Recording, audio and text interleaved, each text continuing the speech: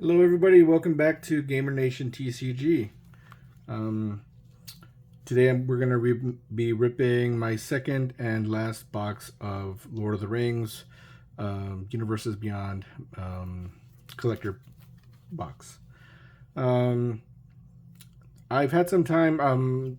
This will only be the second time I have opened an MTG product. So my first experience left me dazed and confused. I enjoyed the Lord of the Rings theme and all of the art because it was related to Lord of the Rings and I could relate. But everything else kind of went over my head, and I didn't have the same connection to some of the cards or the history of the cards to know, for it to hit me the same way as someone who is a seasoned Magic the Gathering player and knows a lot more than I do about the game. I think I also went into opening up this Universes Beyond booster kind of thinking this would be a perfect way for a noob to get introduced to Magic, mostly because I heard from other YouTubers, Kitchen Table TCG, Hometown TCG Rudy, when they open up boxes like this, oftentimes what they say is that the way Magic the Gathering does Universes Beyond, it's to expand the player base, to get new players interested in Magic. So I just believe them. I don't know if that's true. I think they're coming from a place where they're seasoned players of Magic, and so when they open a Universes Beyond box like this, it hits them harder in a good way. But speaking as a complete noob to Magic the Gathering, it didn't hit me the same way. At least not the first box. I was excited. I was happy for the Lord of the Rings theme cards, but that was about it. So I don't really think right now. I have a lot of mixed feelings, but right now I don't really think if it is indeed the case that Magic and WotC and everybody says that they're doing Universes Beyond to increase the player base. Yeah, I don't think it's working. I don't think it works the way they think it works. So anyway, I don't know. Maybe I'll change my mind after this box opening. But yeah, so far the Lord of the Rings theme is definitely awesome, and I enjoy it. But everything else it's just so.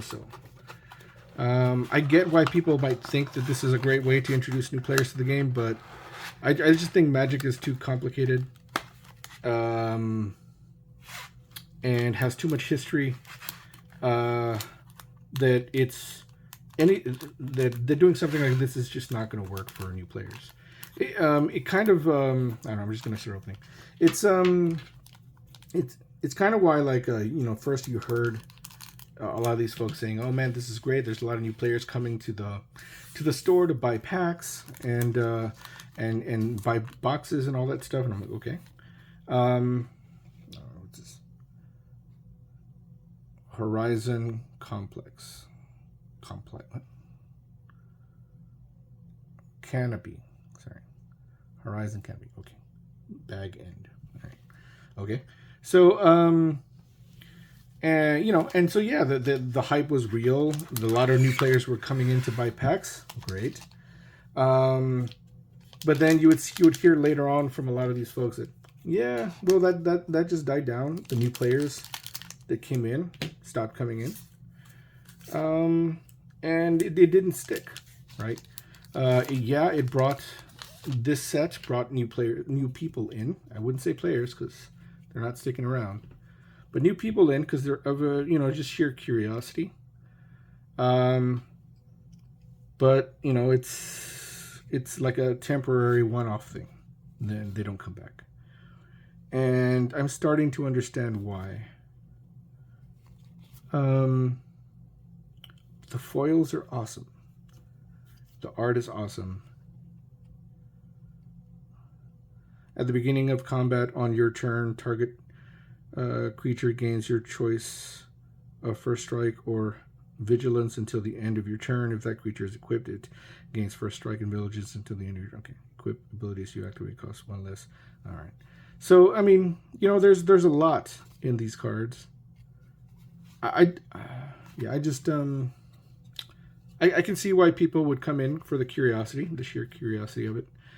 But I can also see why they don't stay. And if the whole intent of Universes Beyond is to introduce MTG to new players, I don't think it works. I don't think it works. I think there needs to be another way. There needs to be another way to introduce new players to the game that is easier for them to get into, for me to get into. Another Nazgul. Okay, I know this is good, so I don't know. Yeah, Mythic. So, sorry, let me just put this one over here. And then, Mythic. Okay, another Mythic. Spiteful Banditry. It's enchantment, not foil. Nazgul foil. Okay, see, if you've seen any of my other videos, shiny things I like. And this is shiny, so I like it. And so I'm just going to keep it in the miscellaneous pile. The Shire legendary land rare. Okay. Yeah. So anyway, yeah. So I think Magic needs to find, in my opinion, and this is strictly a noob who doesn't know anything about Magic. But I mean, these are the kind of people, I'm the kind of people that you actually want to kind of like get me into this game, right? Or at least I would think so, if you want to expand the player base. Like, give me a way to enter and start playing Magic slowly, right? I mean, think about it. All you seasoned MTG players out there who have been playing the game for years, you guys probably started a decade ago, right? Or were introduced by a friend or whatever, and they ramped you up on how to play this game. Like, as a noob coming in right now, like is there a format? Is there a set of cards that is not maybe all of Magic, but just a small subset of Magic that new players can like pick up and start to learn the game, maybe with not so much going on. Like back in the day when Magic was first starting, right? It wasn't a book, right? It was a few lines here and there on like what a card did. And you guys, the players got really good at it, and then it started getting more and more complicated. Right, that was a slow evolution of the game, slow evolution of the skill set of the players. You started off with basic play, and then it evolved into more complex stuff. Okay, that sounds like a good way to do it. But asking a new player to just come in from zero and pick up the game. And pick up the game with all this stuff going on, yeah. I mean, I can see why this doesn't work for new players. I think this is very good, though, if the idea is to just spice things up for the existing player base. I think it's great. Hey, I already know how all this stuff works. I can see a really good card that I have in 3 or 4 decks, and I want to replace it with something that's a little bit more spicy. Great. I can see how it keeps existing players happy. But I just don't see how Sauron the Dark Lord, woohoo! I just don't see how this would introduce new players to the game. Okay, so that's where I'm at right now. Yeah. So the way I'm looking, Smog, I only got one of these. This is number 2. So the way I'm looking at this with this box break is I'm actually I'm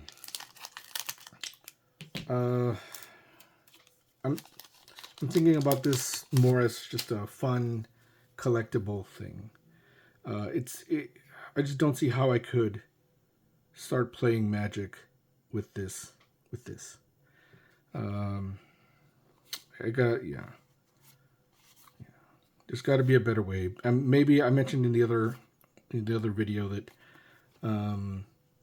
maybe online play, right? I haven't tried that out yet. I don't know if it's if the cards are different. I hear they are. Book of Marza Bull. Okay, that is a saga. I don't know, but I do want to give it a try, so I will do that.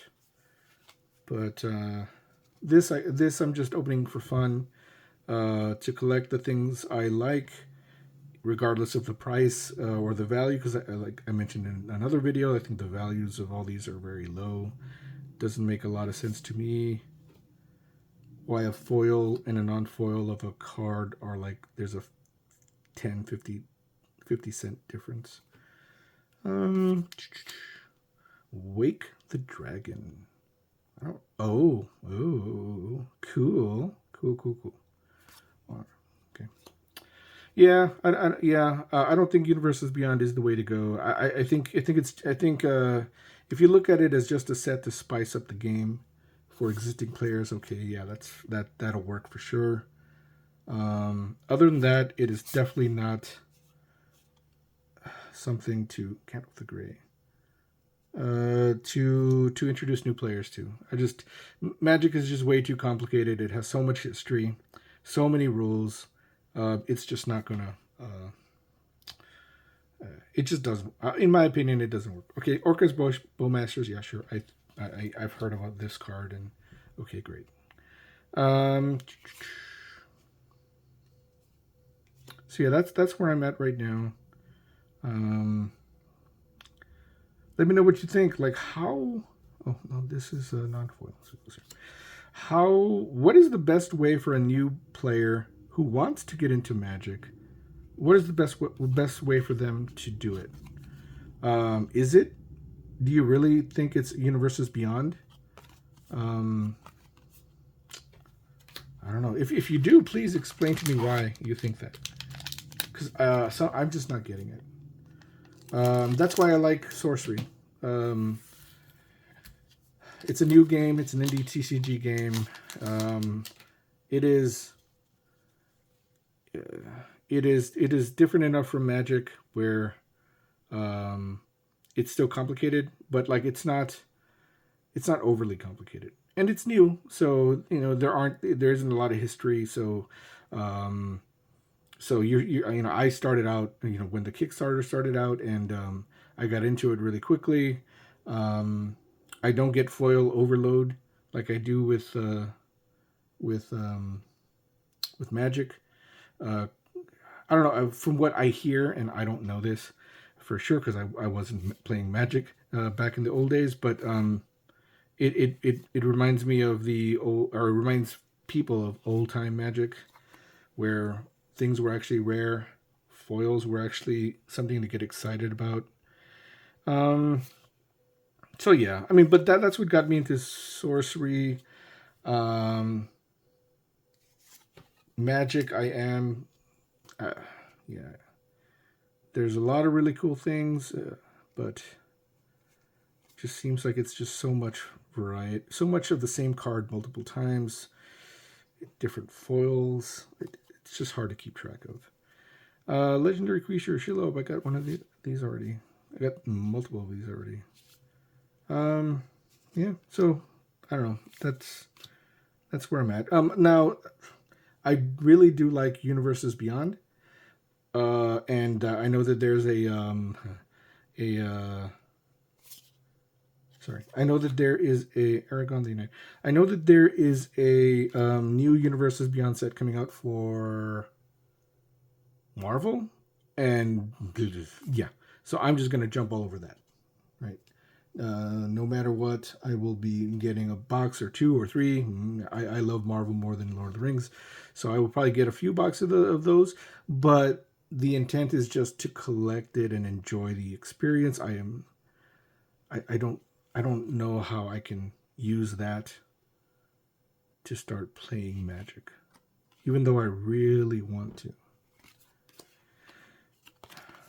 So yeah, that's where I'm at. All right, let's see.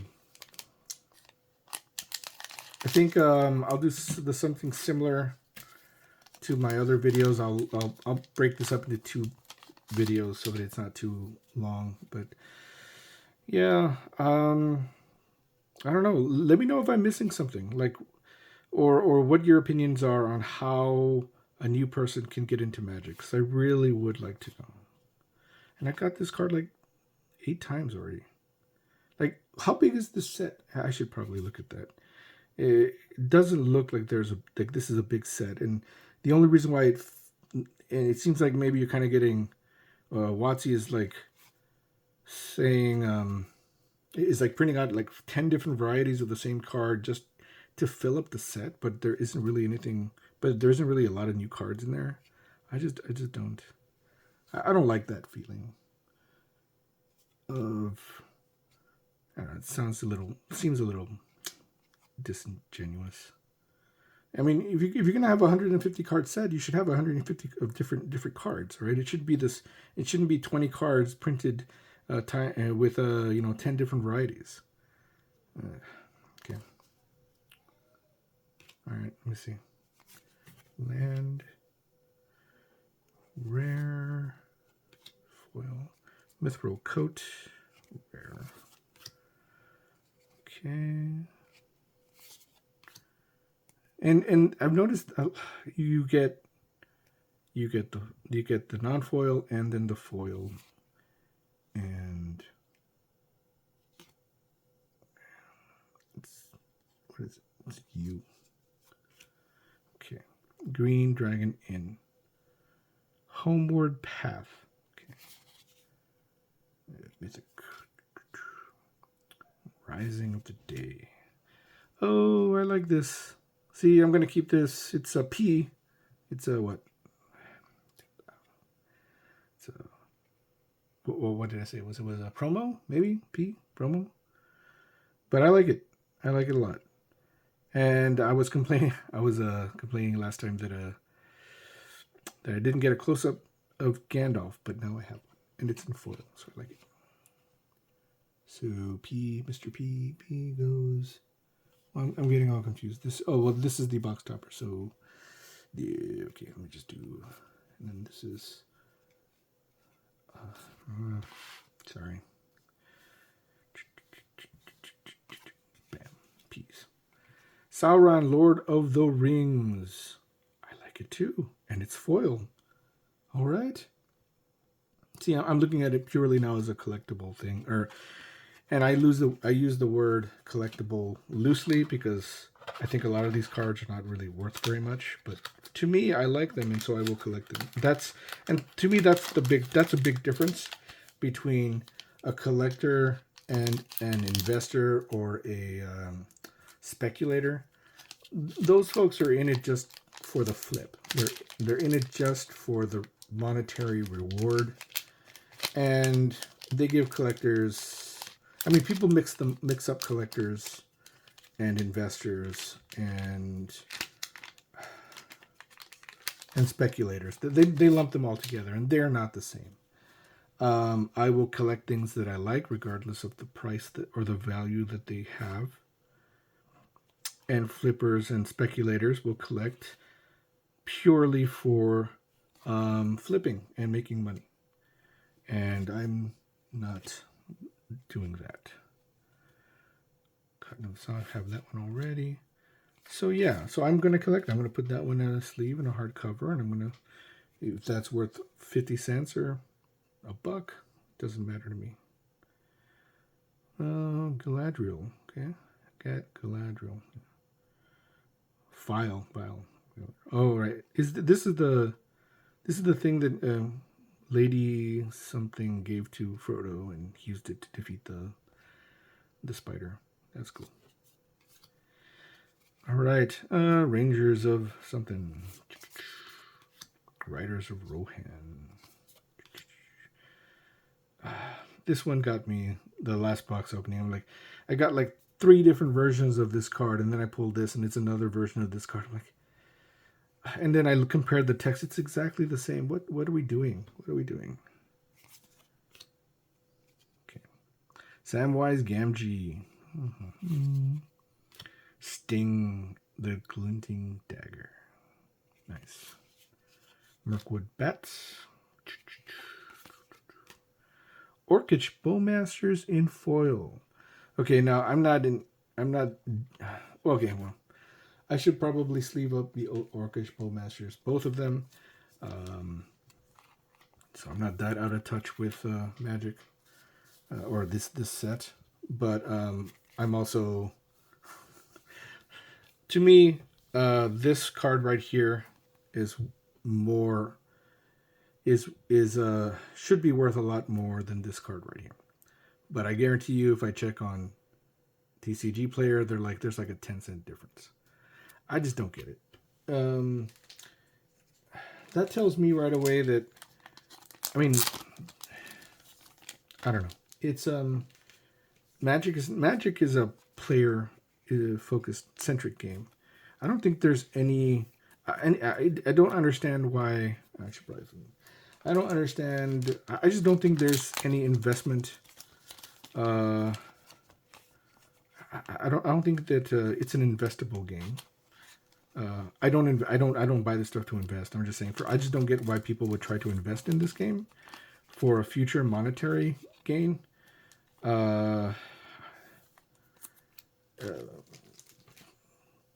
Because it doesn't seem like it's like this game is that kind of game, right? Where you could actually invest in it, not and you know the card values will slowly increase over time, because you would think that the foil ones, which should be more rare, are more valuable than these, but in the end they're not. And so then you got to ask yourself why and who's buying them. And I don't know. When I see that, it's just a red flag. And yeah, and so the people that are speculating and trying to invest in this stuff, I don't think they're making a wise decision. Maybe everybody who's buying these boxes and they're trying. I mean, maybe it's the gambling thing. Right, people are buying these boxes to try to get like these one or two really good serialized cards that they can gamble on and sell. And so, okay, yeah, it's maybe it's good for that, but I don't think it's good for investing.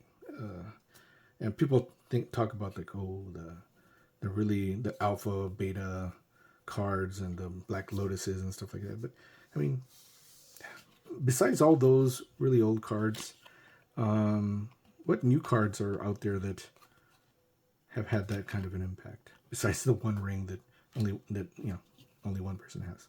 Anyway, I don't know. So I've gotten through half the box. This is more of a rant video, but let me know where I'm going wrong. Let me know where I'm going that doesn't make a lot of sense. Please, I am definitely interested to hear your feedback on what on what I'm doing, like where I can like I don't know where I'm going wrong. I would really like to know. As far as yeah, I'm still enjoying the collecting of the Lord of the Rings cards themselves, but the Magic, the part of the Magic of the Gathering, is not hitting at all. So anyway, I'll have one more video to open up these, and then we'll call it a day. Thank you.